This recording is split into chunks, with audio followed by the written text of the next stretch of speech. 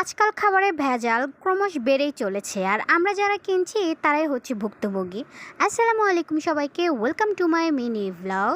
Guys, এই কথা কেন বলছি অবশ্যই আপনারা বুঝেই গেছেন আর বোঝানোর কোনো কিচ্ছু নাই। যাই হোক, আমি আমার সাথে যেটা ঘটেছে আমি সেটাই আসলে আপনাদের সাথে শেয়ার করতে চাচ্ছি। আমি আসলে বাজারে গেছিলাম আম কেনার জন্য। এখন অতটা ওইরকমভাবে আম পাওয়া যাচ্ছে না, তারপরও আমি বাজারে গেছিলাম দেখি পাওয়া যায় নাকি। তো গিয়ে হচ্ছে যে আমের যে দাম প্রচুর পরিমাণে নিচ্ছে, তারপরও আমি দুইটা কিনছি। 2 কেজি হচ্ছে 100 টাকা করে, দুইটা হচ্ছে 200 টাকা। তো নিচি এনে দেখি মানে এতটা পরিমাণে খারাপ লাগছে, তা আসলে কি আর বলবো। দেখেন এতটা মানে আমটা হচ্ছে কাঁচা, তারপরও ফরমালিন দিয়ে মানে পাকানোর চেষ্টা করছে খুবই কষ্টকরভাবে। দেখেন মানে কাঁচা আমটা কিভাবে পাকছে, এতটা পরিমাণে মানে খারাপ লাগতেছে আর খেতে এতটা বিচ্ছিরি।